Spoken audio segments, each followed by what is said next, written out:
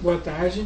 Nós estamos aqui hoje com o professor Paulo Francisco Estrela Faria, que é professor titular do Departamento de Filosofia da URGS, e ele é um dos intelectuais mais conhecidos no Brasil, um dos professores mais talentosos que esse departamento já teve.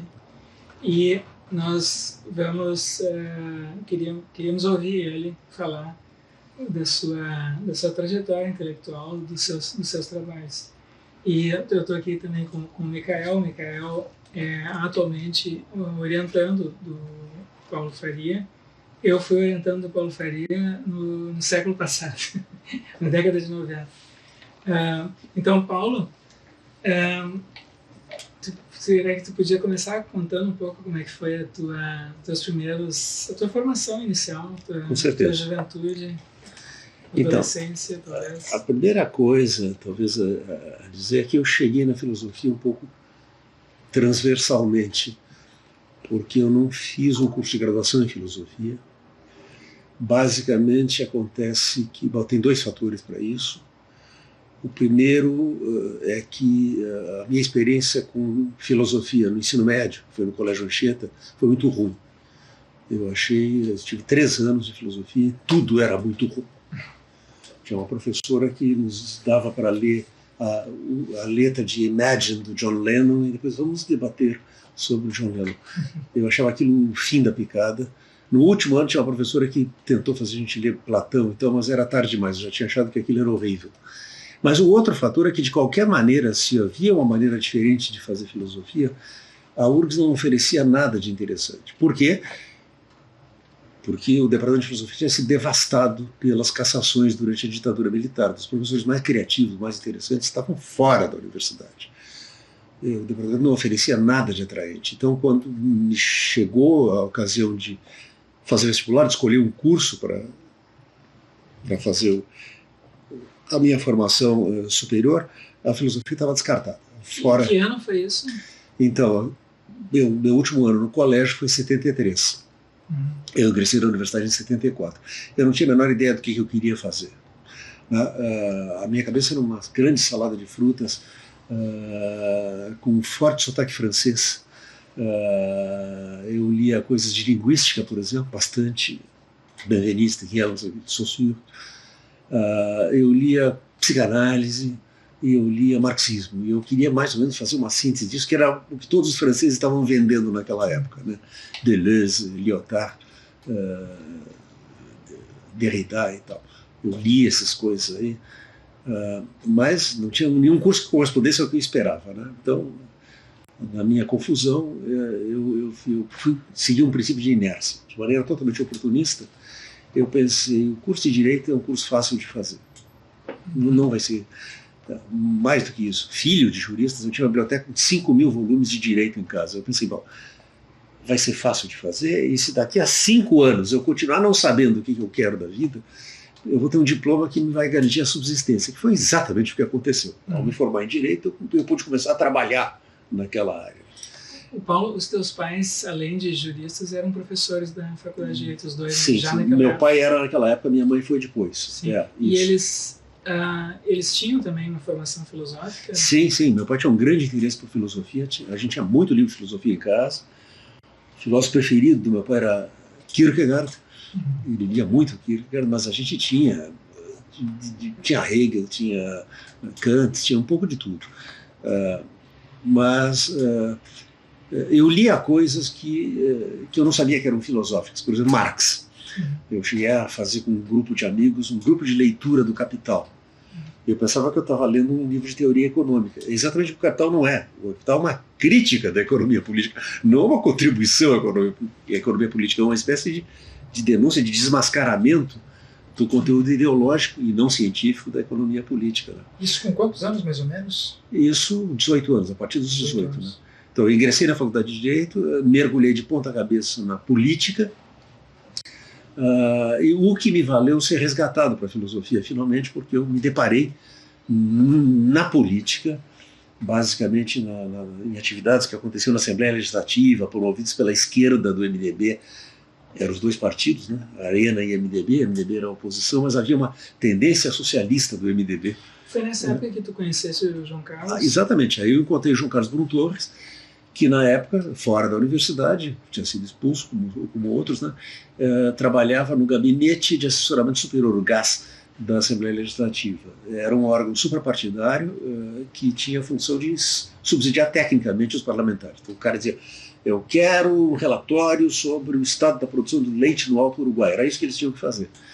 Mas eu encontrei o João Carlos em atividades assim e ele me pescou, assim, como um cara que estava interessado em filosofia. Especificamente, a gente participou de uma mesa sobre um livro do Jefferson Barros, que era um jornalista gaúcho daquela época, Função dos Intelectuais numa Sociedade de Classes. E eu fiz uma leitura muito baseada nas coisas que eu tinha lido do Foucault, desse livro do Jefferson Barros. O João Carlos me chamou para conversar. A partir daí eu continuei conversando com ele. Então, assim, eu tive uma espécie de mentor. Eu não tive um curso de graduação em filosofia, mas o João Carlos me dava coisas para ler. A propósito, ele só incentivou a minha veia francesa. Ele me mandava ler Lyotard, me mandava ler Deleuze, e eu ia lendo essas coisas, né? Bom, enfim, me formei no curso de Direito, e até algum tempo depois de ter me formado, eu ainda não tinha uma ideia de se eu queria fazer alguma coisa em filosofia, o que havia de ser. O meu caminho de Damasco aconteceu em 1980, numa viagem, numa noite inteira de viagem de ônibus para Dom Pedrito. Eu estava indo para Dom Pedrito, minha família tem uma propriedade rural, e eu levava, fui lendo na viagem os estudos de linguística geral do Émile Benveniste, um grande linguista francês. Um dos ensaios do Benveniste se intitula A Filosofia Analítica e a Linguagem. E o que é? Ele apresenta Austin, a teoria dos atos de fala, e rejeita o que o Austin estava fazendo naquela altura, que era dissolver a dicotomia performativo-constativo, que é o que ele faz nas conferências William James, How to Do Things with Words. O Benveniste tratou de defender a distinção performativo-constativa. Eu li aquilo e eu tive a impressão que, de repente, todas as coisas que me preocupavam se precipitavam ali. Porque eu estava interessado em linguagem, eu estava interessado em poder, eu estava interessado em ideologia, em autoridade, e parecia que no Austin tudo isso convergia. Eu perdi o sono naquela viagem, fiquei num tremendo estado de excitação, e logo em seguida eu tirei um mês de férias. Eu trabalhava então como trainee no departamento jurídico de uma empresa, mas eu tirei um mês de férias e fui para o sul de Alagoas, em Pontal do Cururipe, levando apenas 2 livros da minha bagagem. O grande romance de José Lezama Lima, Paradiso, que eu li várias vezes até hoje, uma coisa extraordinária, e How to Do Things with Words, do Austin, que eu fiquei conhecendo com a palma da minha mão. E lá eu escrevi o meu primeiro ensaio filosófico analítico, que em seguida, quando eu voltei para Porto Alegre, eu prestei um concurso para professor na Unicinos, professor na Faculdade de Direito, mas em Filosofia do Direito, e eu publiquei na revista da Unicinos esse artigo. Como é o nome do artigo? O que acontece? Porque é basicamente um esboço de articular a distinção que está na Elizabeth Anscombe entre fatos brutos e fatos institucionais. Né? Ele é acessível ainda, esse artigo? Imagino que sim, que a revista da Unicinos existe. Sim. O senhor lembra de que ano? 81. 81. 81. Nesse mesmo ano de 81, começou a funcionar o programa de pós-graduação em filosofia da URGS. O que tinha acontecido é que, com a anistia, em 79, os caçados, Emildo Stein, João Carlos Brum Torres, Gabriel de Brito Velho, voltaram. Carlos Cine Lima, voltaram para o departamento. E o primeiro projeto deles, bom, o que nós vamos fazer agora? Vamos criar uma pós-graduação, que até hoje não existe. Criaram, e eu fui da primeira turma do mestrado. Eu ingressei no mestrado em filosofia em 1981. Eu trabalhava como advogado e continuei por muito tempo trabalhando como advogado e dividindo o meu tempo entre filosofia e direito. O que explica que eu tenha levado 7 anos para fazer minha dissertação de mestrado, quando mais tarde, para fazer minha tese de doutorado, eu precisei de 1 ano e meio. Acontece que, quando chegou no doutorado, eu estava em tempo integral na filosofia. Né? Então, essa é a maneira como eu cheguei na filosofia. Eu estava ainda Eu tinha cursado os créditos do mestrado, mas não tinha escrito a minha dissertação, quando foi aberto um concurso, e a pobreza da universidade do departamento daquela altura era tanta que um cara que não tinha graduação em filosofia, não tinha nenhum outro título além dos créditos no mestrado em filosofia, não tinha nem o próprio mestrado, porque não tinha defendido a dissertação, era um candidato admissível. E eu passei, fui aprovado e comecei a lecionar em 85. Sim, naquela época era comum professores sem pós-graduação entrarem A universidade pegava o que tinha, né? Uhum. Hoje em dia seria inconcebível. E o teu orientador no mestrado, inicialmente, ao menos, foi o Ernildo Stein. Não, do início ao fim foi o Ernildo Stein, mas ele foi meu orientador pro forma. Por que tu escolheste ele? Porque não tinha quem escolher. Eu queria trabalhar sobre Wittgenstein. Porque eu comecei a ler Austin e depois descobri que tinha esse cara, Wittgenstein, que era ainda muito mais interessante que Austin. Eu comecei a ler Wittgenstein. Quando eu voltei de Pontal do Cururipe, eu passei pelo Rio de Janeiro, fui à livraria Leonardo da Vinci, lá no centro, e comprei o Insight and Illusion do Peter Hacker, livros sobre Wittgenstein, um monte de coisa. E comecei a ler um monte de coisa sobre Wittgenstein. Eu queria fazer uma coisa sobre Wittgenstein e não tinha ninguém que trabalhasse com isso, que se ocupasse disso. Eu tenho uma dívida de gratidão com o Stein por ter confiado em mim, ter me dado liberdade para fazer o que eu queria, quando ele, assim, nos detalhes, ele não era capaz de acompanhar o que eu estava fazendo, não tinha nem informação em lógica, né? Mas, em linhas gerais, ele sabia o que eu estava fazendo e me deu carta branca para seguir em frente. Uhum. Mas foi nessa época que o Baltazar veio para o... Então, isso aí aconteceu que o Baltazar Barbosa Filho, que era professor na Unicamp, que eu já tinha encontrado, houve um evento sobre Wittgenstein na Unicamp, e o Baltazar perguntou para a Rejane Xavier, que então era a Rejane Carrion, quem é que entendia de Wittgenstein aqui no Rio Grande do Sul. E ela me indicou e eu fui convidado. E eu participei desse evento. Imagina, estava o Luiz Henrique, Lopes dos Santos, Gianotti, Baltazar, Arley Ramos Moreno e tal. E eu, na altura, eu mestrando. Eu era um mestrando. E eu apresentei meu negócio lá e tal. Quando o Baltazar veio passar um tempo em Porto Alegre, ele veio emprestado pela Unicamp. E depois ficou. Uhum. Tá? Eu pensei, bom, esse é o orientador que eu preciso. Né? Pensei, agora é hora de trocar de orientador. Uhum. Aí eu levei as coisas que eu já tinha escrito para o Baltazar e a reação dele me frustrou, porque ele achou tudo ótimo. Ele não tinha nenhuma sequer uma correção a sugerir. Não, está tudo ótimo, quando é que fica pronto? Aí eu continuei trabalhando, levava mais coisas para ele, está tudo ótimo, quando é que fica pronto? Aí eu pensei, bom, não vale a pena todo esse melindre de trocar de orientador se é para não ter feedback assim, né? Não era uma orientação ainda, essa altura, era um bate-papo. Não, ele só achava tudo ótimo, queria que eu terminasse de uma vez. Sim. Talvez ele tivesse certo, olhando agora retrospectivamente, mas enfim, eu segui em frente. Nominalmente o Stein continuou sendo meu orientador. Na banca, então, da minha dissertação, aí sim o Baltazar participou, assim como o Gianotti. E aí depois aí eu me preparei para o doutorado, e aí se significou uma mudança grande, porque aí eu disse, bom, agora chega de direito, chega de advocacia, eu tenho que me dedicar em tempo integral à filosofia, tenho que tratar de ganhar tempo perdido, recuperar tempo perdido, né, fazendo o doutorado. Mas deixa eu te perguntar ainda da dissertação de mestrado, tu nunca chegaste a publicá-la? Não. Por quê? Eu não sei. Não. É um trabalho que tu também não mudou, não deste opinião a respeito daqueles assuntos. Não mudei, tem várias coisas que eu retificaria. Eu acho que tinha uma leitura muito kantiana de Wittgenstein. Tu podia apresentar assim resumidamente, galera? Então, o tema da minha dissertação foi o debate que envolve Wittgenstein e Russell sobre o que Russell chamou de incompatibilidades sintéticas. Desde o livro sobre Leibniz, de 1900, passando em particular pelos Principles of Mathematics, de 1903, o Russell sustentou que há relações de compatibilidade e incompatibilidade entre proposições que não são lógico-formais.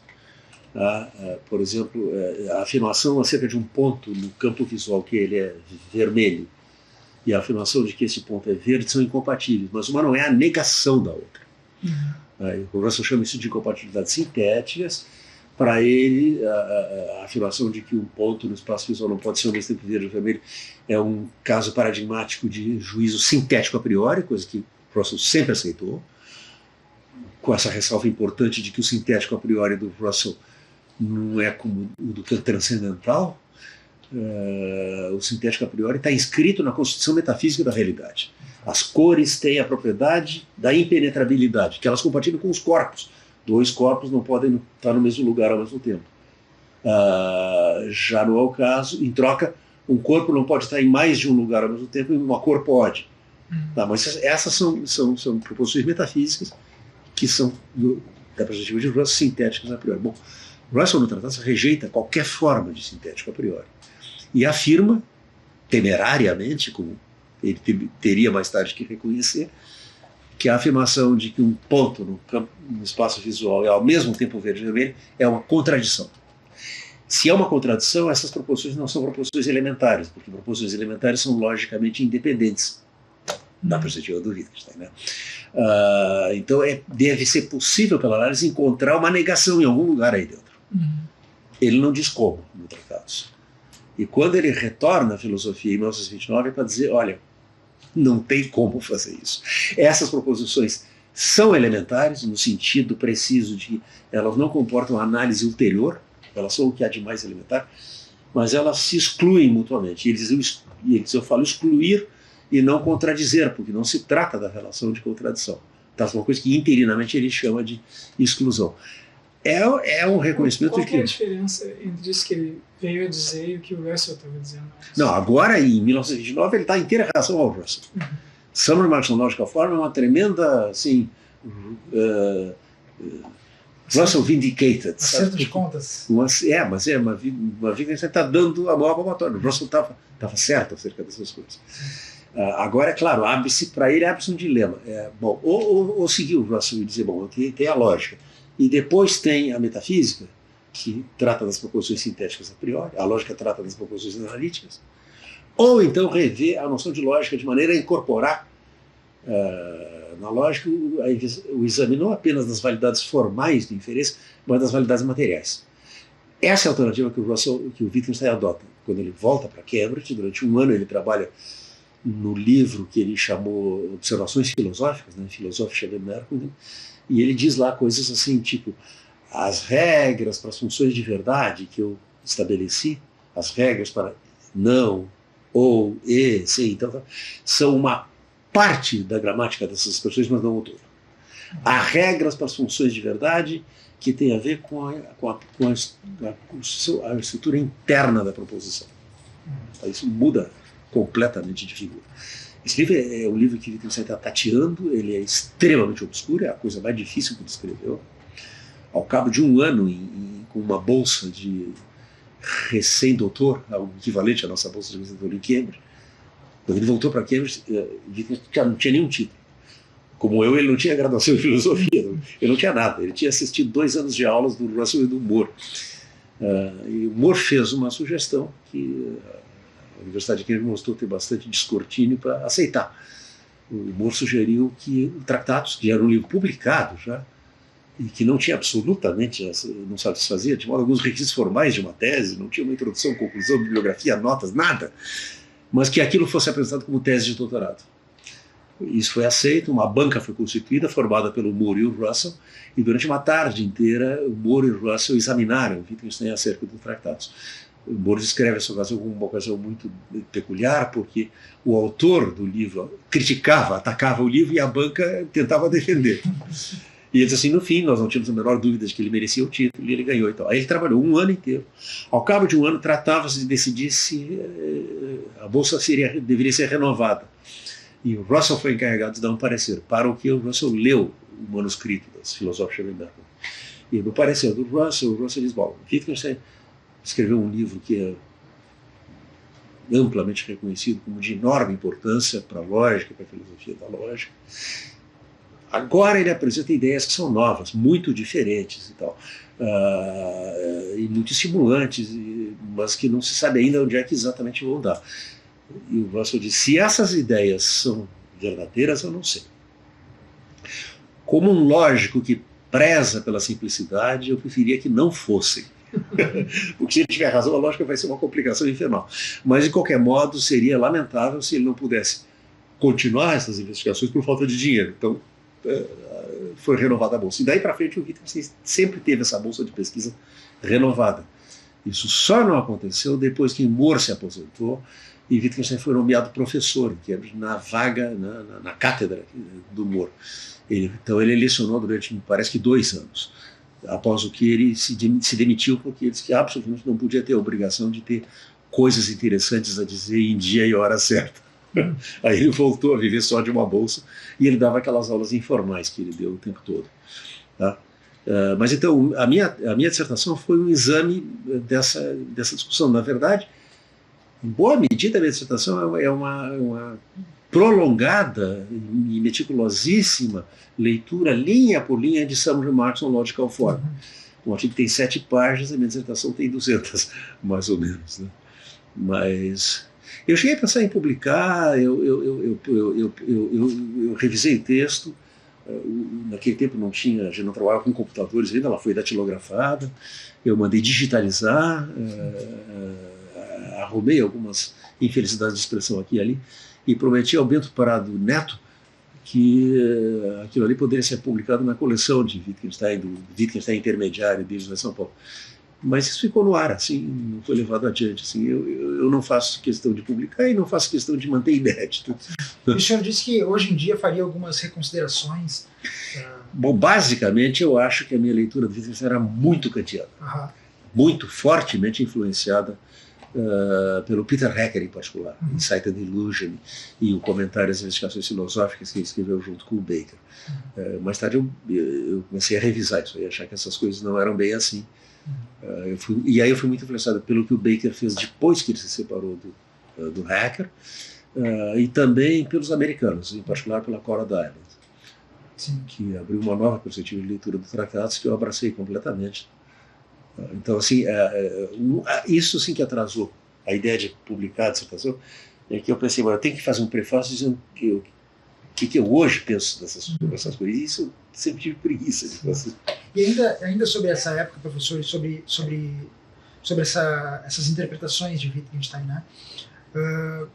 Nesse primeiro contato com o Baltazar, com o professor Baltazar, quando ele chegou e nessas primeiras conversas, ele parecia se mostrar bastante contente com o trabalho que o senhor vinha fazendo, o que depois acabou mudando de ideia. Né? Em que pese o fato de que eu atacava a interpretação do Wittgenstein intermediário que ele propôs. Sim. Ele tinha publicado um artigo sobre o positivismo de Wittgenstein, que eu rejeitei completamente na minha dissertação, e ele absolutamente não se defendeu em nenhum momento, não quis polemizar acerca disso. Ele dizia, ótimo, quando é que fica pronto? Era só o que eu ouvia dele. O senhor pode comentar brevemente quais eram as principais discordâncias que vocês tinham a respeito das interpretações de Wittgenstein? Não seria capaz de fazê-lo com a precisão muito profundo, com a precisão requerida. Sim. Mas isso se seguiu depois com os anos, né? Não, o que aconteceu foi, depois do mestrado, eu comecei a me interessar por outras coisas. Em particular, eu continuei lendo Wittgenstein, cheguei até sobre certeza, que me levou a ler Moore, e eu comecei a ficar meio fascinado pela filosofia do senso comum. E aí, um outro encontro que marcou época na minha vida, eu me deparei com a obra do Oswald Pochard, que passou a ter uma imensa importância para mim a partir daquele momento. Eu apresentei um projeto de tese de doutorado sobre a gênese do problema, gênese, digamos assim, histórica, mas lógica também, do problema da realidade do mundo exterior, em Descartes. O Baltazar não gostou nem um pouco desse projeto. Eu pensei, isso agora vai dar certo. Agora ele vai resistir e nós vamos discutir. Então ele foi meu orientador de doutorado, discordando o tempo todo do que eu estava fazendo no doutorado. Postura contrária na época dos debates. A tese de doutorado tinha essa fascinação pelo senso comum, tinha uma conotação existencial, assim, como que o senso comum é a nossa casa, da qual os filósofos se perdem, o discurso filosófico é uma espécie de discurso alienado. Foi a época que eu comecei a ler filosofia continental. Heidegger, em particular, foi importante para eu fazer essa tese. E o Baltazar não gostava nem um pouco disso. Ele disse um dia para o José Alexandre Guerzoni, que depois repassou para mim esse comentário, com a sua tese de doutorado, o Paulo contraiu uma catapora da qual ele não se curou nunca mais, que era o existencialismo. O existencialismo? Isso. A ideia a ideia de que os problemas, e Kierkegaardiano também, de que os problemas filosóficos são a intelectualização de dificuldades existenciais. E que o problema do mundo exterior é o problema existencial, é o problema de estar no mundo, tal como Heidegger o diagnostica no parágrafo da seção 43 de Ser e Tempo, da primeira divisão.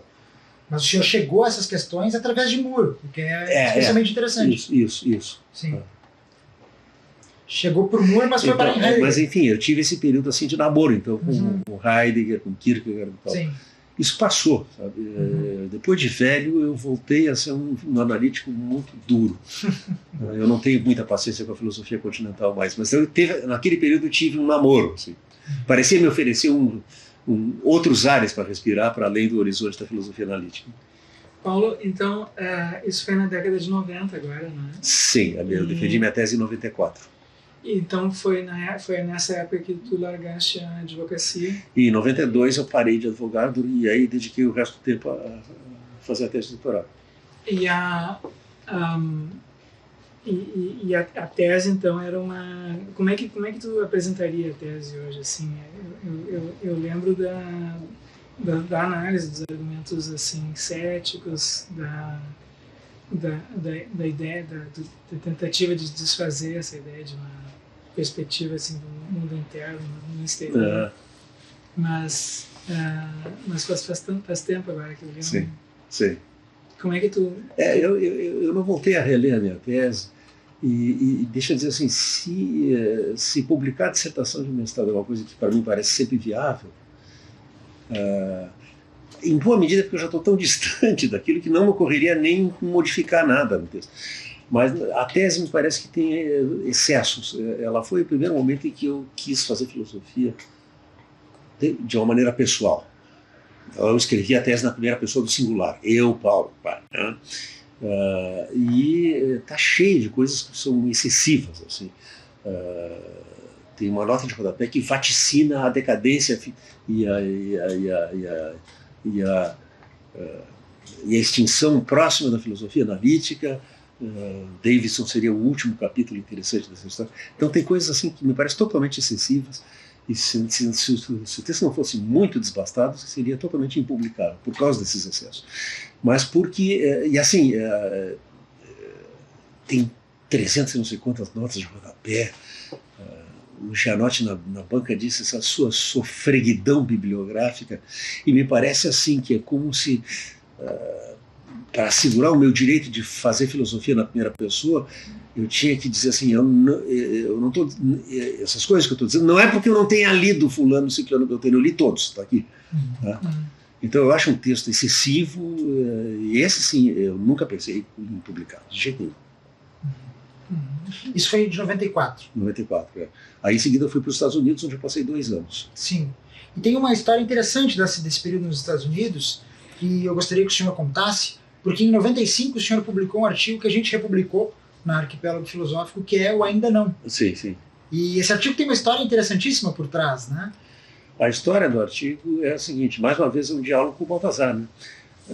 É a minha reação à maneira como o Balthasar, na esteira de pelo menos 2 outros filósofos, Arthur Pryor e Arthur Danto, articulava a tese de uma suposta incompatibilidade entre conhecimento e ação. Como agir é tornar uma proposição verdadeira, o que eu posso fazer eu não posso saber. Saber que uma proposição é verdadeira. Se eu sei que ela é verdadeira, não há nada a fazer. Em troca do que eu posso fazer, eu não posso saber. Isso não me convencia de jeito nenhum, nem como Pryor expõe, nem como Danto expõe, nem nas versões do Balthasar. E eu pensei em dar uma resposta. Isso foi o sentido desse artigo. Foi uma encomenda do Rogério, a proposta, para uma revista da graduação aqui em filosofia. Sim. Mas ali também existe um comprometimento em tratar do clássico problema dos estudos contingentes, ainda que não seja exatamente o ponto. Ainda que eu devesse levar muito mais tempo para me ocupar diretamente de questões de filosofia do tempo. Né? Sim. No período nos Estados Unidos eu me ocupei basicamente de questões de filosofia da lógica. Mas esse é o seu primeiro trabalho que em algum sentido trata de filosofia do tempo. E permaneceu por muito tempo único. Sim. Eu tinha escrito antes de sair daqui um artigo que também está lá no Arquipélago, que é um artigo sobre a noção de prova filosófica, né? Que foi muito bom. Esse é um subproduto da pesquisa que levou à minha tese, porque foi motivado pela leitura do livro do Barry Stroud sobre o ceticismo, e especialmente pelo capítulo que eu acho o melhor do livro, o capítulo do Stroud sobre Moore, muito, muito, muito bom. E eu fiz uma comparação entre Moore e Kant nesse artigo, perguntando o que é uma prova filosófica, comparando então a refutação do idealismo do Kant com a prova do mundo exterior do Moore, que é uma coisa que o Stroud faz no livro dele. Uma parte da agenda da minha tese vem do livro do Stroud. Esse livro me impressionou bastante. Eu, antes de ir para os Estados Unidos, dei cursos aqui na graduação sobre ceticismo e tal, que eram basicamente exposições do livro do Stroud e dos autores que o Stroud discute, a saber, pela ordem, Austin, Moore, Kant, Carnap e Quine. Em que ano que o senhor foi para os Estados Unidos? Em 95 e 96, são os 2 anos que eu passei nos Estados Unidos. Sim. Foi o período que o senhor estudou com Kripke. Sim, sim. Aí a melhor coisa que tinha, não estava... Eu estava em Rutgers, estava em 2 universidades. Eu era pesquisador visitante na Universidade de Nova York, onde eu ia para as conferências de sexta-feira, mas nunca tive uma interlocução assim. Por exemplo, o Bogossian estava lá, era o chefe do departamento, mas a gente pegou, nós nos tornamos amigos e começamos a ler o que o outro escrevia, só muito depois do período que eu passei lá. Rutgers tinha, o que tinha? Tinha um lógico que era legal, o Van Nagy, eu assistia os cursos dele, mas em Princeton estava o Kripke, né? Então eu assisti os cursos do Kripke em 95 e 96. E esses foram realmente assim, eye-opening, né? Havia um monte de coisas interessantes ali. Era um curso do quê? Foram 2. Em 95 era assim, eram tópicos na história, early history, da lógica e da teoria dos conjuntos. Eram 4, basicamente ele abordou 4 temas. A história do teorema da boa ordenação, o teorema de Zermelo, onde a coisa interessante é a seguinte: você tem um resultado que a comunidade matemática não aceita, né? Por causa do uso do axioma da escolha. O axioma da escolha parecia uma coisa muito bizarra, especialmente levando em conta que, usando o axioma da escolha, era possível derivar coisas muito inesperadas, como o paradoxo de Banach-Tarski, que é assim, você mostra que tem uma regra pela qual você decompõe uma esfera em pedaços, porções tridimensionais, e depois reajusta todas elas sem deixar nenhuma falha, e você tem uma esfera 2 vezes maior que a anterior. Isso parece violentamente contra-intuitivo.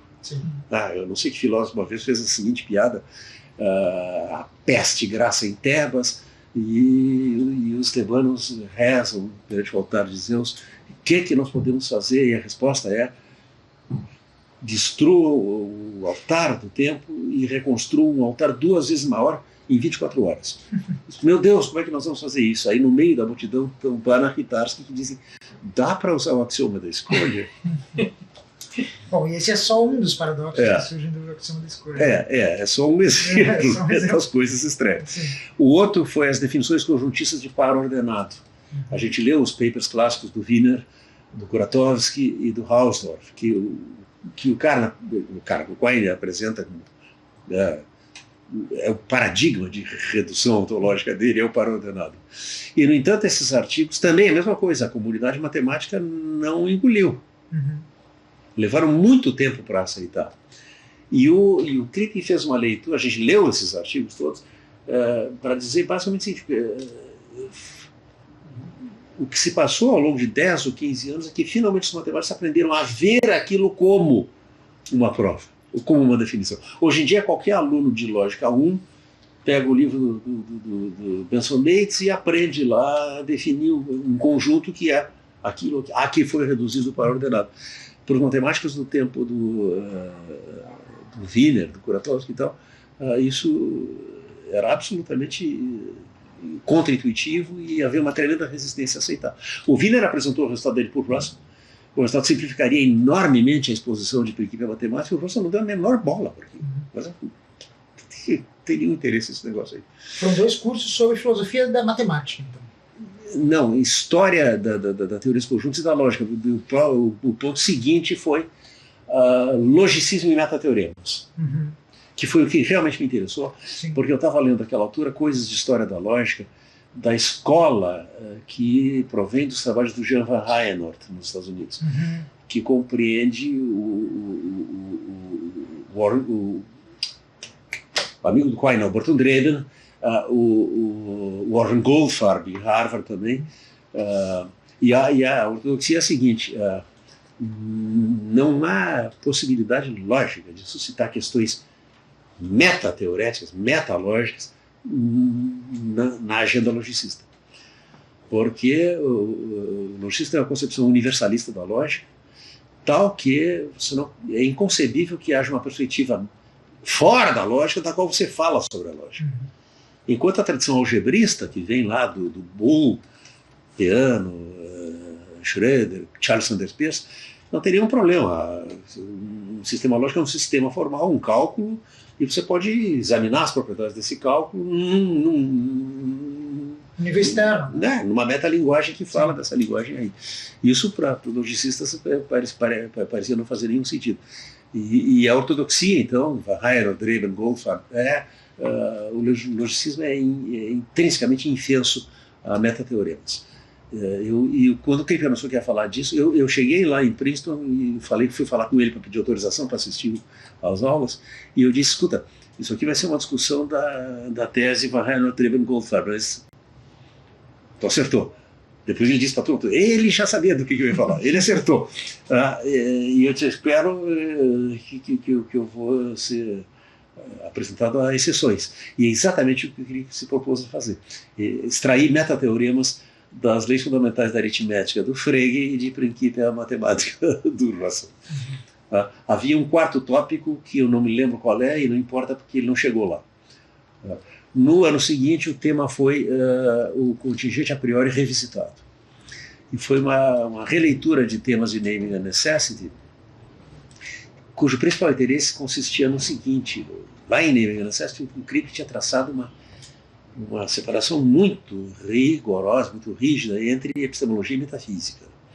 Então, a distinção a priori e a posteriori é uma distinção epistemológica, a distinção necessária contínua é uma distinção metafísica, e elas não podem ser confundidas. Como elas são completamente independentes uma da outra, é por isso que nós podemos ter, por exemplo, verdades necessárias a posteriori e verdades contingentes a priori. Nesse curso agora, essa separação rígida começava a ceder, porque o Crick começou a falar de condições para eu fixar a referência do designador rígido de um certo objeto. Por exemplo, eu só posso fixar a referência do designador de um objeto físico se eu tenho uma percepção verídica desse objeto. Eu não posso estar alucinando um objeto, eu não estou fixando referência nenhuma. Aí, essas condições são condições epistêmicas, agora condições de acesso, né? A parte mais interessante vem quando eles... Bom, e no caso da referência a objetos abstratos, o Crick é um platonista, mas ele não resolvia a pergunta como é que eu fixo a referência dos designadores de objetos abstratos, apelando para uma intuição intelectual, como era de esperar de um platonista. Gödel teria feito isso, aliás, fez. Mas Crick não. Ele concede alguma coisa ao finitismo matemática, em alguma das suas versões, intuicionismo ou logicismo. Ele diz o seguinte: para eu poder designar um objeto abstrato, eu preciso dispor de uma notação estruturalmente revelatória. Isso é uma notação tal que as regras sintáticas para manipulação de sinais refletem as propriedades lógicas dos objetos a serem representados. Assim, por exemplo, a notação decimal é estruturalmente revelatória da série dos números naturais. Uma notação de base 12, por exemplo, não é. Então ele dava exercício para a gente fazer em casa. Dependendo da base que eu adoto, eu posso ter as 4 operações fundamentais da aritmética, ou posso não ter. Com uma base 12, eu não tenho algoritmos para fazer divisão, por exemplo. Não sei se divisão é um exemplo, mas é assim. Então aí a fronteira entre epistemologia e metafísica parecia começar a ceder. E é interessante, eu não conhecia, mas o Crick tinha dado uma contribuição interessante à epistemologia nas conferências de Oxford, que ele deu 2 anos depois de Naming and Necessity, Mas nem sei se ele levou 2 anos para publicar. As palestras são de 1970 foram publicadas em 72. E as palestras de Oxford, em troca, Reference and Existence, que são de 1974, ele só publicou 40 anos depois, em 2014. Havia cópias circulando, filósofos como Gareth Evans tiveram acesso e souberam usar essas coisas. Mas ali é um capítulo sobre nomes ficcionais, seguido de um capítulo sobre percepção, em que o Kripke faz um bocado de epistemologia. Mas na época eu não tinha conhecimento dessas coisas. O livro, como eu disse, saiu só em 2014, Reference and Existence. E em um aspecto mais pessoal dessa passagem nos Estados Unidos e contato com o Kripke, como que o senhor vê a influência dessa relação com o Kripke e a sua própria relação com o Kripke, que depois se estendeu, né, ainda que à distância? Sim, sim. O que eu vou te dizer? Reforçou o meu interesse por questões de filosofia da lógica, que passaram a ser sempre cada vez mais importantes para mim. Me parece que o Kripke também abriu um caminho para eu admitir alguma forma de realismo que não precisava ser um realismo interno, na ponta, um realismo empírico no sentido do Kant, aliado ao idealismo transcendental. Sim. O Kripke é um metafísico realista, essencialista. O essencialismo eu sempre tive alguma dificuldade de assimilar, né, mas abriu as perspectivas para alguma forma de realismo. Sim. Né? E eu acho que eu fui desde então sempre um realista em filosofia. Eu tenho um artigo que é um ataque a Nelson Goodman, ao irrealismo, a expressão não é minha, do próprio Goodman, né, Fact, Fiction and Forecast, que depois aparece também em outros livros dele. E esse livro, esse artigo, a ocasião para escrever, é um artigo que eu gosto, mas é o artigo mais polêmico que eu escrevi. Assim, eu realmente ataco frontalmente uma outra posição filosófica. Foi assim, um filósofo argentino chamado Samuel Cabanchik, tinha escrito um artigo fortemente antirrealista, fortemente influenciado por Goodman, intitulado El ser se hace de muitas maneiras. Não é um ser se diz de muitas maneiras, um ser se faz de muitas maneiras. E foi organizado um evento em Buenos Aires e eu fui convidado para ser o debatedor, comentador desse artigo. O organizador do evento me escreveu dizendo que era o próprio autor que gostaria que eu fosse debatedor. Diz que a Sami lhe gostaria de ser discutido por um realista como vós. E eu disse, ok, então é para eu defender o realismo, é isso que eu vou fazer. Na verdade, o que eu fiz foi apresentar uma articulação e defesa da resposta do Quine ao Goodman acerca de espécies naturais. Eu acho aquele artigo Natural Kinds do Quine uma obra-prima, e eu acho que tem uma intuição muito profunda e importante ali, que é a ideia que dissolve os paradoxos de uma vez só, do Hempel, dos corvos pretos e dos não pretos não corvos, então, e do Goodman, das esmeraldas versus, que é a ideia de que o complemento de um predicado projetável não precisa ser projetável. Tá? Isso associado à ideia de que a pergunta por que por que tais ou quais predicados se arraigaram e outros não, deve ter uma resposta empírica. E essa resposta, em última instância, como o Quine e Julian mostram no Web of Belief, deve ter a ver com a seleção natural. Eu acho essa resposta naturalista correta, e isso que eu defendi naquele artigo. Mas sem o Kripke eu não teria chegado aí. Paulo, tem uma via ao realismo, parece haver uma via ao realismo que vem direto dos Wittgensteinianos, né? Por exemplo, naquela Cora Diamond. Mas não foi esse o caminho que te levou ao realismo. Mas eu estava muito impressionado com a leitura de Wittgenstein da Cora Diamond, e digamos que o Kripke reforçou isso aí. Né? Tá. Ainda que, justamente, no artigo sobre Goodman, eu digo, não, eu estou defendendo uma atitude realista, não necessariamente o realismo metafísico. Ficava fazendo essas tergiversações aí. Hoje eu não faria mais isso. É de que ano esse artigo? 2002. 2002. Hoje tu não teria problemas em defender uma tese metafísica? Isso não, que tá dizendo? Nenhum problema. Lembrei que da minha formação analítica, na minha formação foi muito marcante a ideia de que as proposições metafísicas são sempre contrassensos a serem eliminados pela análise lógica da linguagem. E também isso o Crick me ajudou a superar. Uhum. Sim. Quando ele fala em Nemesis, eu vou apresentar distinções metafísicas, num sentido que eu espero não seja pejorativo dessa expressão. Uhum. Qual é o sentido? Não pejorativo? Não pejorativo? É. Bom, é que há uma distinção entre, por exemplo, possibilidade física e possibilidade metafísica. Nem tudo que é metafisicamente possível é fisicamente possível. É metafisicamente possível num mundo que não obedece às leis da física. Mas esse mundo não é fisicamente possível. Eu posso descrever situações, mundos, estipular mundos possíveis, onde não valem as leis da física.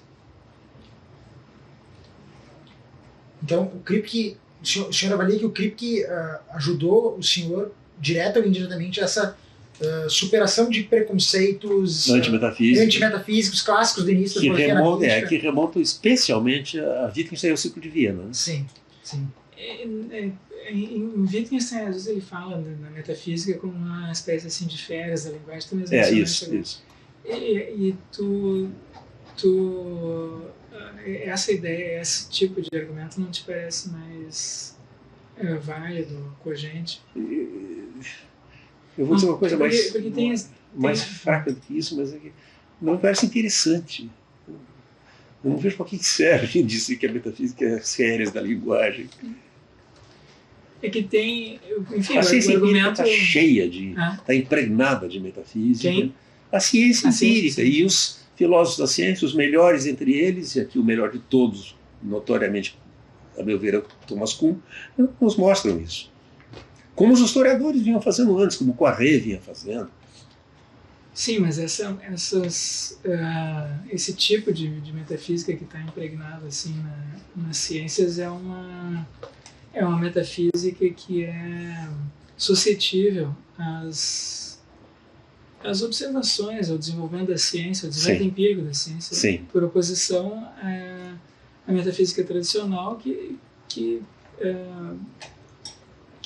rejeita qualquer tipo de supostamente seria feita de maneira inteiramente a priori e seria constituída exclusivamente por enunciados analíticos.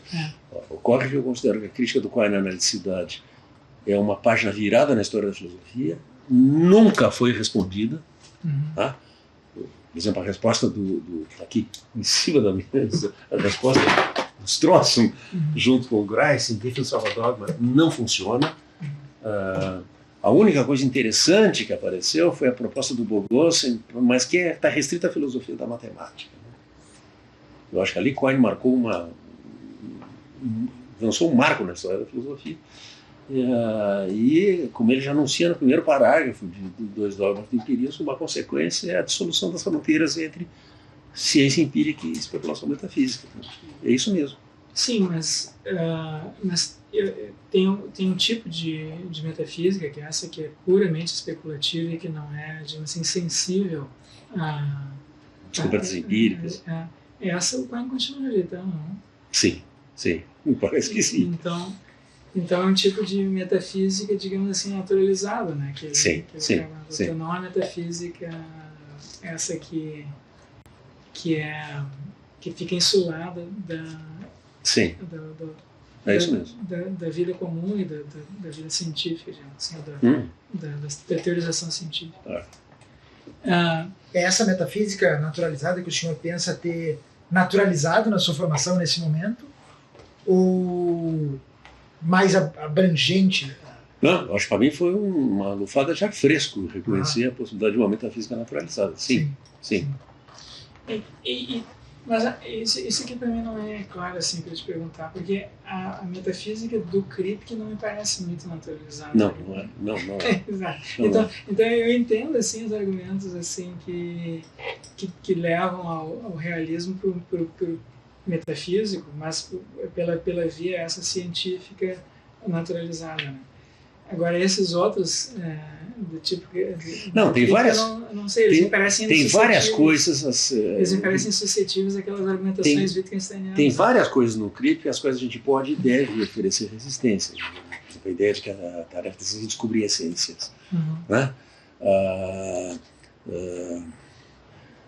A própria noção de designação rígida é pensada de maneira muito a priorística. Acho que a crítica do Kuhn põe o dedo exatamente na ferida, né? Os designadores os nomes, os designadores de objetos, de indivíduos, de pessoas, comportam-se como designador rígidos. Por que quer dizer isso? Que quando eu emprego um nome, quero ter descrevendo uma situação atual ou contrafactual, eu estou me referindo ao objeto que esse nome designa em qualquer situação em que esse objeto existe. Mas a ideia de que os designadores de espécies são designadores rígidos está mal. É característico do Kuhn que ele não diz simplesmente que o Crick e o Putnam, a propósito, que concorda com o Crick a esse respeito, estão simplesmente errados. O Kuhn diz que estão quase certos. Por quê? Essas expressões como água, ouro, tigre, sei lá, se comportam rigidamente durante muito tempo. Basicamente durante o tempo que vige um período de ciência normal. Mas o que uma revolução científica faz é desrigidificar essas expressões. Assim, exemplo do próprio Kuhn, eu posso rastrear os planetas individuais, Mercúrio, Marte, Vênus, ao longo da Revolução Copernicana. Antes e depois da Revolução Copernicana, Vênus é o mesmo corpo celeste. Eu não posso rastrear, através da Revolução Copernicana, planetas. Planeta é uma coleção completamente diferente antes e depois. Aí o aristotélico diz que a Terra não é um planeta, que é na verdade, a priori, analítica, então, lá na física aristotélica. Para Galileu a Terra é um planeta, então Galileu contradiz o aristotélico. Não, sem comensurabilidade, não estou nem falando da mesma coisa. Planetas são dois conceitos completamente diferentes. Esse é um pouquinho mais no chão, assim, mais limitado, mais restrito. Água, antes e depois de meados do século XVIII, não é a mesma coisa, tão pouco. Por quê? Porque a água, até Lavoisier, até a Revolução Química, era água em estado líquido. Né? Gelo e vapor não eram água. Se supunha que eram outra substância. O que a gente aprendeu com a Revolução Química é que gelo, água em estado líquido e vapor são estados diferentes da mesma coisa. Não tem nenhuma diferença química. É H2O em estado sólido, líquido e gasoso. A diferença de estado é física, não química. É simplesmente uma questão de movimento molecular. Quanto mais acelerado o movimento, maior o calor. Então, a água é H2O agora e não era antes. Sim, o Kuhn não é, digamos assim, realista com relação às espécies naturais, mas é com relação às entidades que compõem o universo. Mas tu não acha que... O que é, de passagem, a solução do chamado problema dos novos mundos. Mas tu não acha que, por exemplo, o Quine, que tu citaste agora, ele tende a ser realista também com relação às espécies naturais. Sim. Então eu acho que ele não aceitaria inteiramente essa solução assim nominalista, né? Então eu acho que ele tenderia a dizer assim que pode haver modificações nas espécies naturais, mas elas são guiadas, né, pelos desenvolvimentos científicos. Mas que esses desenvolvimentos científicos, claro que em cada momento, em cada estágio do desenvolvimento científico, a gente faz os julgamentos a respeito do que nós consideramos real e irreal, e isso pode ser modificado depois. Então não tem assim um julgamento transcendente, né, sobre não, eu acho que então ele é um realista, digamos assim, a partir do ponto de vista... O Quine rejeita esse nominalismo sobre espécies naturais, mesmo sob a forma daquilo que o Ian Heck chamou de nominalismo dinâmico, que eu começo por ter espécies meramente nominais, mas esses predicados se tornam arraigados, entrenched, no sentido do Goodman, e eu passo, essas espécies nominais vêm a ser espécies reais, porque a ideia que é importante em Natural Kinds, do Quine, é que a pergunta por que nós projetamos tais predicados e tais outros deve ser respondida pela investigação empírica. Nós projetamos predicados que nós precisamos projetar. Tá? No meu artigo contra o Goodman, eu escrevi a esse respeito que aplaudo Wittgenstein quando ele diz nas investigações filosóficas que os nossos conceitos expressam os nossos interesses, mas é importante ter presente que Wittgenstein jamais disse ou sugeriu que nós escolhemos estar interessados naquilo que nos interessa. Nós não temos escolha. Os antropólogos e os linguistas adoram nos dar exemplos da relatividade, por exemplo, dos recortes do espectro cromático, né? Línguas diferentes, culturas diferentes recordam diferentemente. Um exemplo favorito deles é o fato de que os Inuits, né, os esquimós, têm lá não sei quantas palavras para o que nós chamamos simplesmente de branco. É verdade. Mas se a gente atenta para o papel que o branco tem na vida de um esquimó, a coisa muda totalmente de figura. Porque dada a correlação que há entre a opacidade ou transparência de um matiz de branco e a espessura de uma camada de gelo, discriminar um matiz de branco pode ser uma questão de vida ou morte. Então, assim, caricaturando um pouco, animais que não têm a capacidade de discriminar entre os predadores e os não predadores têm escassa chance de sobrevivência. E, em última instância, a explicação do entrenchment deve apelar para a seleção natural. Eu acho que está inteiramente correto, adoto completamente essa explicação. E aí o Kuhn fica devendo. E o Ian Hacking junto com ele. Bom, nós estamos às voltas de trabalhos que o senhor fazia no início dos anos 2000. Sim. Nós estávamos comentando, em 2004 o senhor leu MacTaggart. Sim, e não entendi nada. Qual foi o contexto dessa descoberta? Porque é um autor pouco conhecido, né? Eu sabia que eu precisava ler. Eu não sei exatamente por que vias eu comecei a pensar que eu precisava ler MacTaggart. Já no Brasil? Sim. E aí custei para conseguir o livro, né? Da Nature of Existence. Fiquei em lista de espera daqueles wishlist da Amazon e tal. No fim, recebia. E eu lembro que foi em 2004 que eu li pela primeira vez o capítulo sobre o tempo e não entendi absolutamente nada. Eu fiquei perplexo com aquilo. O senhor lê primeiro o capítulo sobre o tempo no volume 2 antes do volume 1? Antes de ler o volume 1. E aí, mas eu decidi, eu vou entender isso. Tá? Sim. E continuei batendo cabeça até achar uma leitura do MacTaggart que fazia sentido. Sim. Mas por que o senhor foi atrás de ler MacTaggart? Atrás do MacTaggart? Porque eu havia pescado daqui e dali em coisas de filosofia do tempo que era um marco histórico na filosofia do tempo. Essa altura o senhor já tinha lido Prior? Era incontornável. Sim, já tinha lido Prior, já tinha lido coisas do Gitch também. Não sei se o livro sobre MacTaggart do Gitch, mas o Gitch frequentemente se refere a MacTaggart. Eu vou ter que ler. E eu li uma vez, não entendi, bom, agora eu vou ler de novo, e vou ler de novo até entender. E após essa leitura, o senhor já pensou em trabalhar sobre o assunto, escrever sobre o assunto? Sim, aí eu comecei a me interessar sobre o assunto, comecei a dar curso sobre isso. Eu não sei quando foi a primeira vez que eu dei um curso sobre MacTaggart, mas já faz bastante tempo. Sim. Isso viria agora no meu livro. Né? Mas eu me lembro que eu fui ao México, não sei quando, mas em algum momento entre 2004 e 2014. Acho que 2009, por aí. E eu apresentei lá um paper intitulado MacTaggart and Russell on Change. Sim, tratando, imagino, sobre a concepção de mudança estática. Exatamente, a crítica do MacTaggart à definição de mudança dos princípios matemáticos. Sim, sim. Defendendo, imagino, uma mudança de Cambridge. Mas eu me lembro que um amigo mexicano meu, no debate, perguntou, tá, mas e quem é que tu acha que tem razão? Eu disse, isso eu ainda não sei. Sim. Isso eu estou tentando descobrir. Sim. Entre a posição do Russell e a posição do MacTaggart. Eu terminaria me convencendo que o MacTaggart estava completamente razão e o Russell não. A mudança de Cambridge. Sim. Bom, daí surge a ideia de que mudar é mudar de valor de verdade, né? Que é uma tese temporalista. Mas a essa altura o senhor já conhecia o debate que veio a culminar no seu livro? Não. Ainda não? Eu fui ler essas coisas depois. Depois dessa coisa lá no México. Sim. Mas não era uma coisa muito premente para mim, porque eu estava interessado em um outro assunto, que ocupa um outro capítulo, o capítulo seguinte do meu livro, que é o debate individualismo e anti-individualismo. Aquilo realmente me impressionou muito.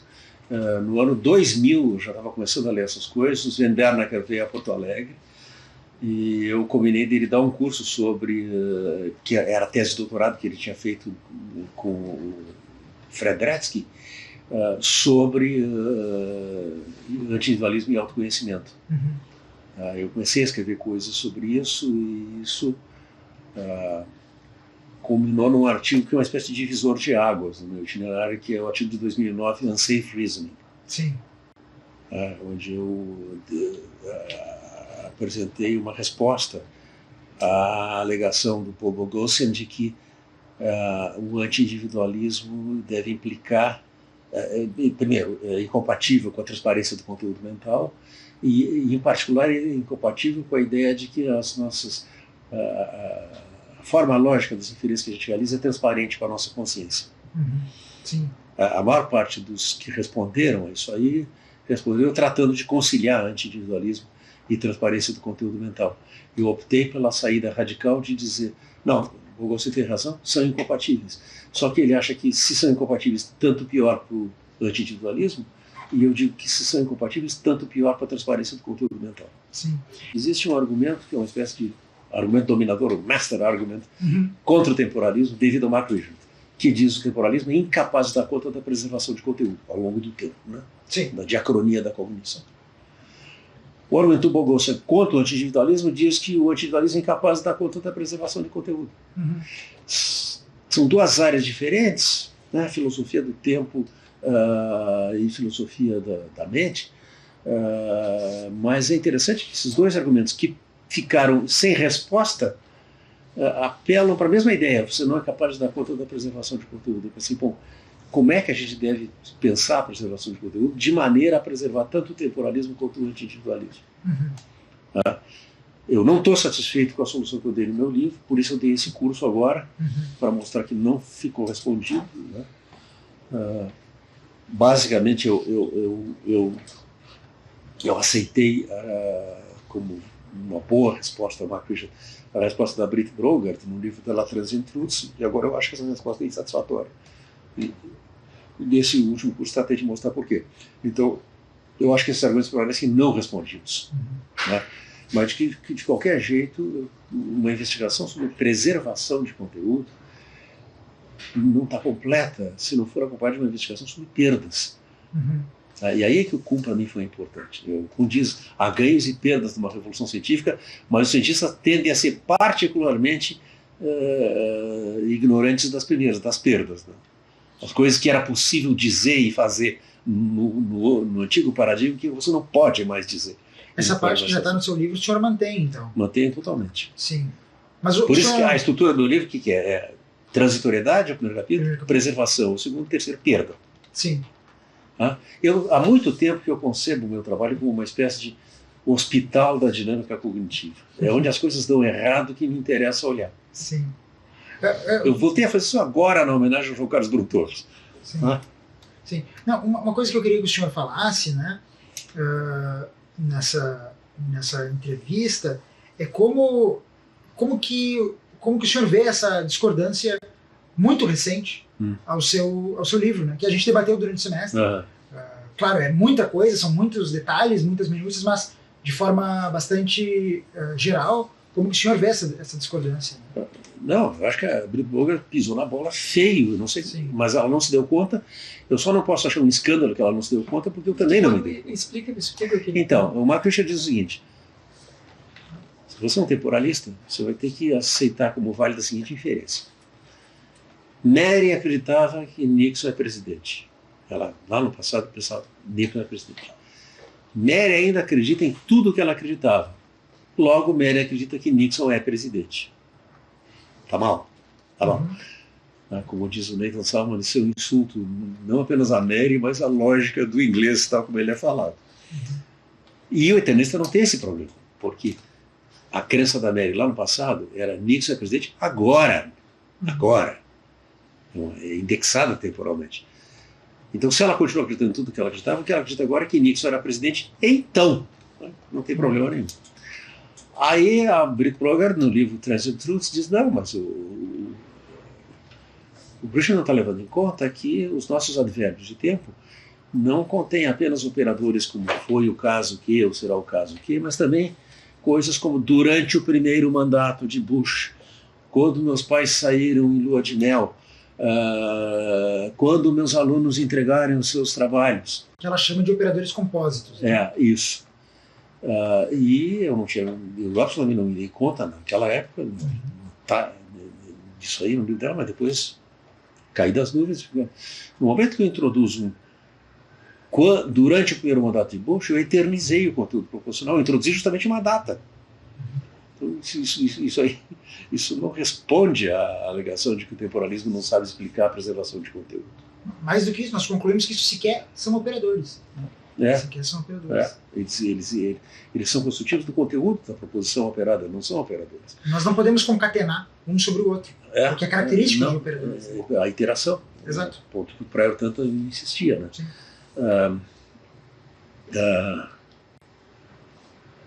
Quer dizer, se nós fizéssemos isso, nós estaríamos tendo o que o Kaplan chamou de um monstro, né? Um dos operadores seria vácuo. Se a proposição diz faz sol em Porto Alegre no dia 18 de dezembro, então eu pôr depois na frente, e isto foi o caso, é vácuo, porque está dito no conteúdo proposicional que é no dia 18 de dezembro, nem antes nem depois.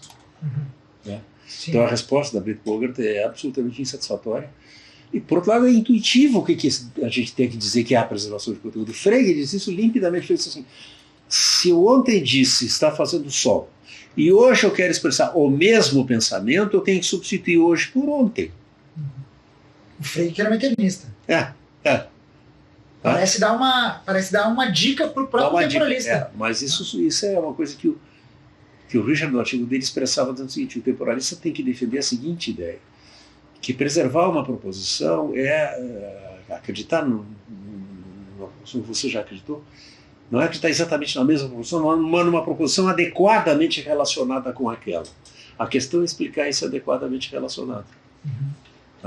Sim. É isso que é preciso fazer. Que é algo em aberto.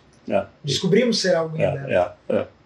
Parece suscitar uma espécie de caracterização de prefixos, não operadores, mas de prefixos temporais. Né? Sim. Alguns preservam a instabilidade e outros acabam fazendo com que a proposição seja se torne eterna.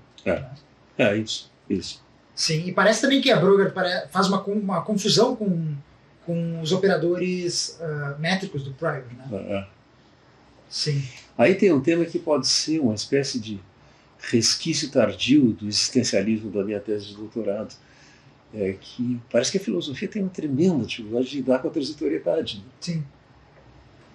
Essa intenção me levou a numa exposição que eu fiz do meu livro depois dele ter sido publicado, acho que foi num evento em Campinas, organizado pelo Marco Rofino, que eu resumi a moral do livro citando o final de um poema do Carlos Pena Filho, um poema famoso, A Solidão em Sua Porta, que termina dizendo o seguinte: lembra-te que afinal te resta a vida, com tudo que é inconstante e provisório, e de que ainda tens uma saída, entrar no acaso e amar o transitório.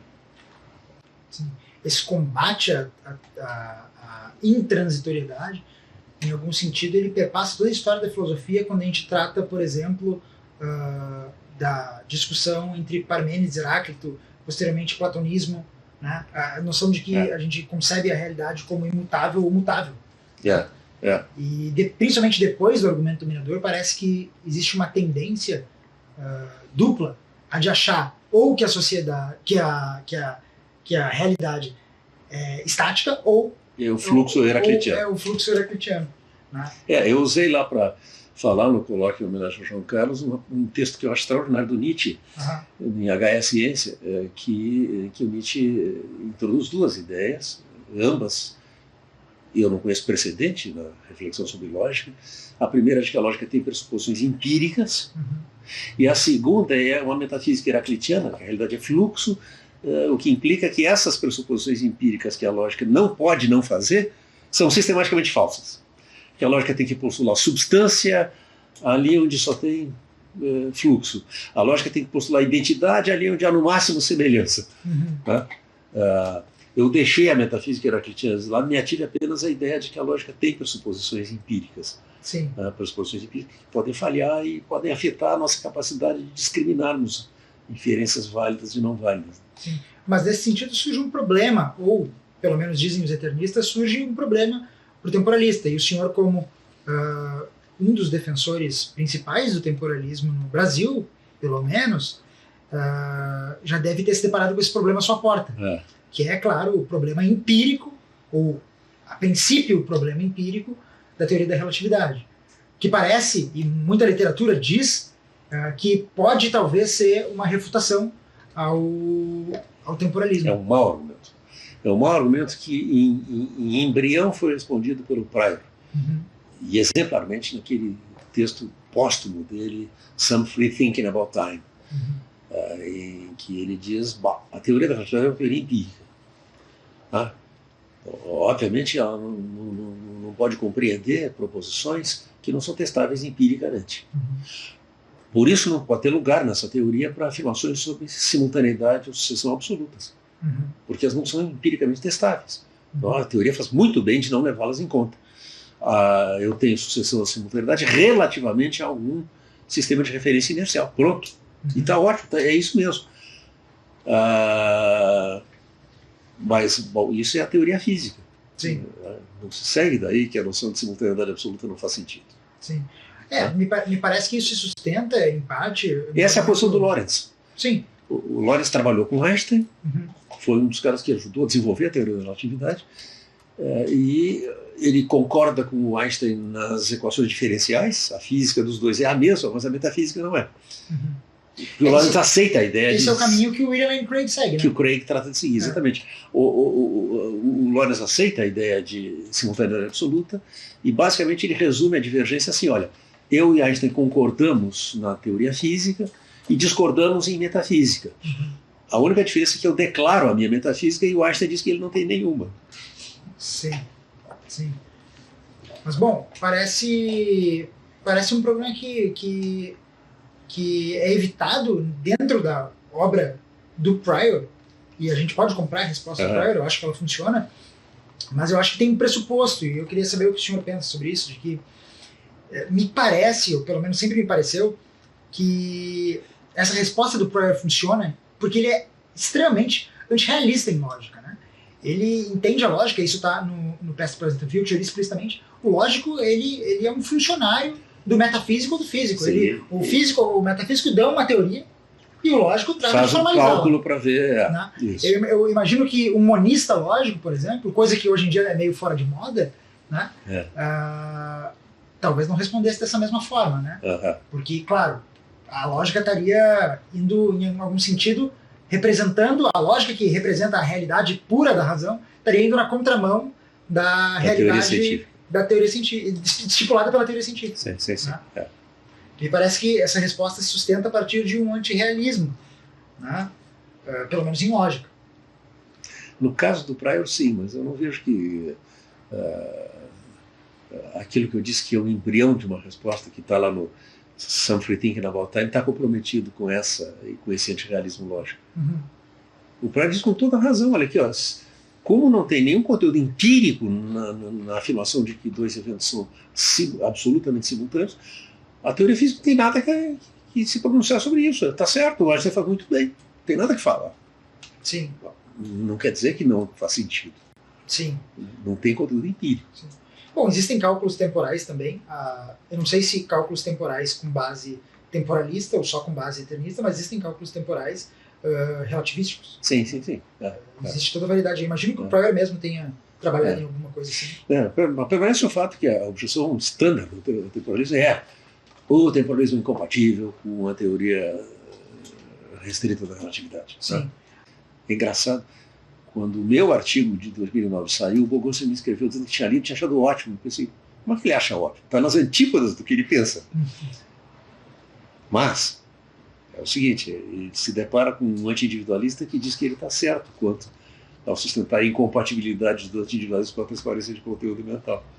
Muito poucos anti-individualistas concedem isso. Mas sem incompatibilidade, ele recusa o anti-individualismo. Né? E eu recuso a transparência de conteúdo mental. Exatamente. O que parece para ele, para a posição dele, bastante inaceitável. Eu acho que é um trabalho em aberto, né? Tratar dessa defesa do temporalismo. E, bom, eu imagino que seja algo que está na agenda do senhor, junto com tanto com essa resolução do problema visto do seu livro e da Brugger, quanto, por outro lado, do Evans. Isso. Eu acho que tem uma proliferação de versões que eu chamo de vanilla temporalismo. Está cheio de temporalismo assim, que não é temporalismo genuíno.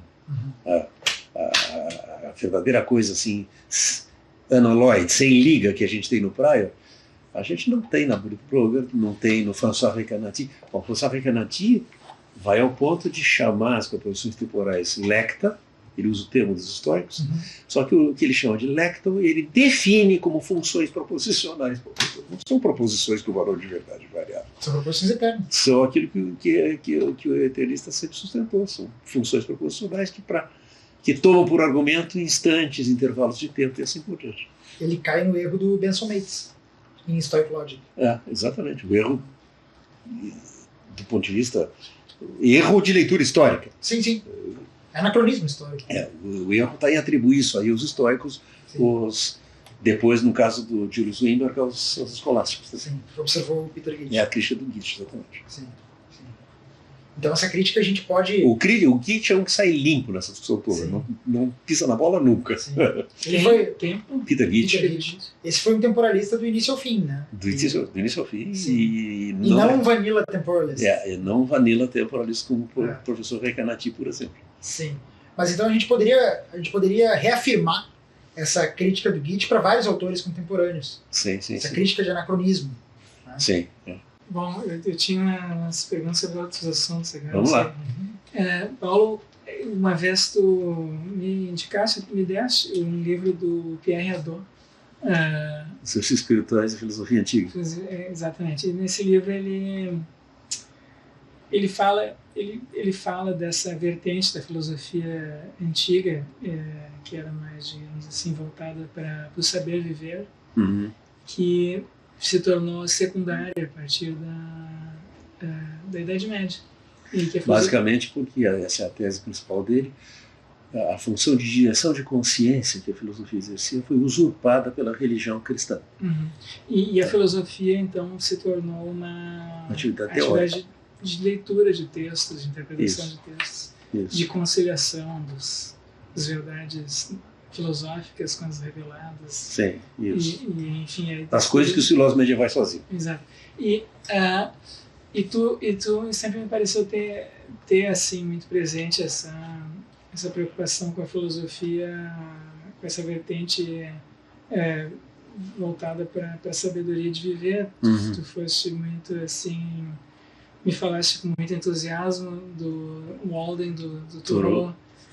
Então, eu queria saber, assim, da tua perspectiva assim, pessoal, como é que tu incorpora isso, se é que tu incorpora, como é que tu vê isso então, e como é que tu avalia isso, assim, em termos mais gerais, não só na tua vida, mas no ambiente filosófico atual? Então, a primeira coisa que eu acho que vale a pena assinalar é a seguinte: nos últimos 20 anos, eu pensei sobre temporalismo e anti-individualismo. Eu pensei sobre como a nossa vida é constituída pelas relações que nós entablamos com coisas que escapam ao nosso controle e ao nosso conhecimento. Os conteúdos da nossa vida mental são constituídos pela nossa interação com outros, com outras pessoas, com coisas no mundo, e nós não exercemos nenhuma soberania sobre isso aí. Tá? E no caso do tempo também, né? O tempo afeta o valor de verdade de pensamentos, de uma forma que também escapa ao nosso controle, né? E eu acho que a filosofia, ao refletir sobre essas coisas, ela está nos ensinando a aceitar essas características da nossa finitude. Esse tema da vulnerabilidade, das limitações, é recorrente, eu acho que pelo menos desde a tua tese de doutorado. Né? O título do meu livro é Tempo, Pensamento e Vulnerabilidade. Sim. Mas a maneira de tu tratar isso, pelo menos os textos assim escritos nas aulas, são mais teóricos do que os exercícios espirituais dos filósofos antigos, ou a vida no bosque do Thoreau. Do Thoreau. Então, eu não sei, assim, tu tem algum um momento, assim, ou algum tipo de prática tua, filosófica tua, que seja mais parecida com esse dos antigos ou do Thoreau? Eu acho que não. Acho que a minha via para chegar lá é a via árdua do trabalho esotérico em filosofia, né? Eu dei aquela palestra lá na aula inaugural, né? Comentando Kant, os dois conceitos de filosofia. E eu penso assim que a filosofia concebida sob o seu conceito cósmico, para falar como Kant, seu Weltbegriff, só é executada de maneira satisfatória quando ela é executada sob o seu conceito escolástico de Schulbegriff. Então, assim, eu não poderia escrever um livro como o outro, nem as meditações do Marco Aurélio, por muito que eu admire esses livros aí. A minha tarefa é, de dentro da cidadela da filosofia escolástica, vamos dizer assim, abrir janelas para a percepção das coisas que para esses caras aí importavam. Em termos de método para escrever sobre tempo, por exemplo, o senhor está mais próximo do Prior, com lógica, do que do Santo Agostinho, com reflexão pessoal. Isso. O Hadot acha que as investigações filosóficas têm essa dimensão de exercício espiritual, mas ele passa batido pela filosofia da lógica, que é o que é mais importante naquele livro. Tá?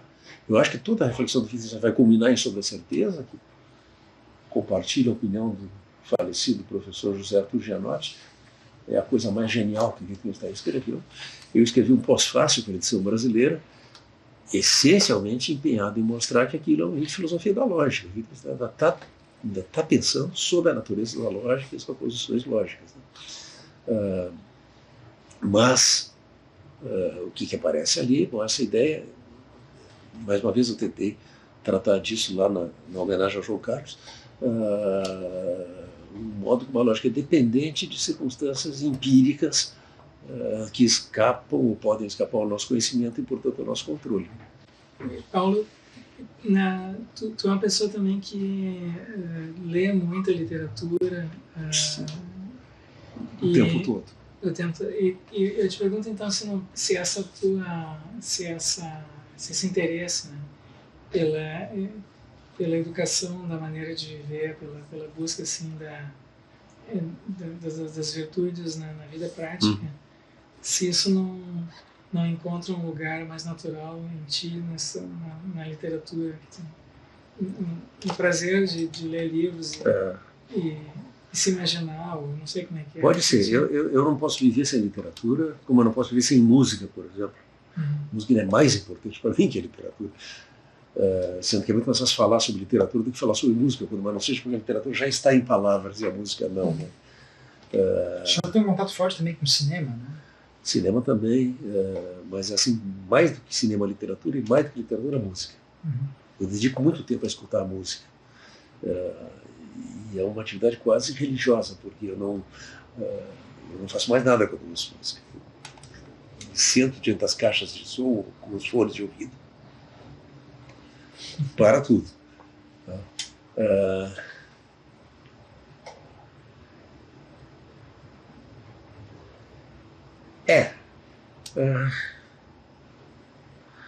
O Schiller pensava que o que ele chamou de educação estética da humanidade era uma parte constitutiva da formação da faculdade de julgar. É isso que ele explica nas cartas sobre a educação estética da humanidade. Eu penso que tem características do juízo de gosto estético que das quais a gente não dá uma conta satisfatória pensando sempre no esquema lógico da subsunção do particular sobre o universal. Então, Kant acerta o momento que ele diz, olha, esses aqui não são juízes determinantes, sim reflexionantes. Né? Isso sempre me impressionou porque eu tenho uma confiança nos meus juízos estéticos que eu não tenho nos meus juízos teóricos. quando eu digo assim, isso aqui é genial, isso é muito ruim, eu tenho uma segurança, uma confiança de que é assim mesmo. E, no entanto, claro, esse juízo ele aspira à universalidade. O Kant insiste nisso. Eu faço um juízo estético, eu espero encontrar um acordo. Tu chegaste a escrever algumas coisas sobre arte, não? Sobre arte? Tem 1 ou 2 artigos teus. Uns poucos. Eu escrevi um artigo sobre música. Tem dedicado ao Boeira também, né? Exatamente, um artigo sobre pintura. Esse que eu dediquei ao Boeira. E são artigos que um procura explicar alguma coisa da linguagem musical, o outro alguma coisa da linguagem pictórica, mas hoje eu emito juízos de estéticos assim, precisos. Eu apresento a ópera do Luigi Nono, Prometeu, a tragédia da escuta, como uma grande obra de arte. No artigo sobre pintura eu elogio o Barnett Newman e meto o pau no Jacques-Louis David, que era o pintor do Napoleão Bonaparte, né? Me valeu um protesto do Janotti defendendo David. Mas eu, enfim, não fui muito adiante com nada disso. Sim. E há alguns anos tu desse também um curso sobre marxismo, não? Ou sobre Marx? Eu dei um curso sobre Marx uns anos atrás. No PPG, né? No PPG. Na verdade, Marx foi um pretexto, porque eu queria mesmo apresentar o Guy Debord, que eu acho um pensador muito importante e que é totalmente subestimado entre nós, porque ele não era um filósofo, ele não era um acadêmico, ele era um cara que sequer fez curso superior. Ele era um artista, ele fazia cinema, escrevia poesia e era um pensador marxista, que, a meu ver, dá a maior contribuição desde Lukács, de História e Consciência de Classe, que é um livro da década de 30, no fim dos anos 20, para aquilo que eu considero o núcleo da crítica marxista da economia política, que é a concepção do fetichismo da mercadoria. E como é que relações sociais entre homens são reificadas e são tratadas como propriedades de coisas. Então, o valor é uma propriedade da mercadoria. A mercadoria tem valor, assim como ela tem peso, alguma outra medida, o que é uma ilusão, é uma projeção. O valor é uma relação social entre homens, é a comensuração de tempos de trabalho. Marx chama isso fetichismo da mercadoria. O Lucas chamou isso reificação, a coisificação das relações sociais. E o Debord chamou isso espetáculo. Ele diz que nós hoje vivemos numa sociedade em que tudo que era vivido deixou de ser vivido e é representado. E nós não somos atores das nossas vidas, nós somos espectadores. E essa que a gente chamou de sociedade de espetáculo. Então, meu curso foi isso. Eu chamei o curso Fetichismo, Reificação e Espetáculo, Marx, Lukács, Debord. A gente leu o primeiro capítulo do Capital, usando a literatura secundária, que é enorme, mas coisas como Isaac Illich Rubin, os estudos sobre a teoria marxista do valor, o livro de João Carlos Brun Torres, Valor e Forma do Valor, essas coisas. Depois lemos Lukács, o capítulo A Reificação e a Consciência do Proletariado, da História e Consciência de Classe, e depois lemos inteiro, de cabo a rabo, a Sociedade do Espetáculo de Debord. Eu ainda compartilhei com meus alunos os links para eles assistirem 2 filmes do Debord. Ele filmou o próprio Sociedade do Espetáculo. É muito interessante porque lá na Rússia o Eisenstein tinha dito que ele poderia filmar o Capital, que ele poderia transformar aquilo num filme. Esse projeto nunca saiu do chão, mas o Debord pegou o livro dele, que é um livro derivado do Capital, e filmou, fez um filme, que é a Sociedade do Espetáculo. E depois tem um filme que ele fez bem no fim da vida já, tem um título em latim, que é um palíndromo, Indirum imus nocte consumimur igni, que lido da direita para a esquerda, da esquerda para a direita, diz a mesma coisa, a saber, caminhamos pela noite e somos consumidos pelo fogo, que é uma espécie de memória da geração dele, que foi a geração que fez o Maio de 68 na França e tal. É um livro melancólico, porque, ao contrário da Sociedade do Espetáculo, que é de 67, ele não vê no horizonte nenhuma emancipação, nem nada disso. Ele vê as coisas de uma maneira bastante sombria, bastante melancólica. Mas foi só, eu não vou repetir esse curso. Eu fiz uma vez, quis mostrar para as pessoas que Debord era muito interessante e tal. Então tá. Muito obrigado. Sempre às ordens.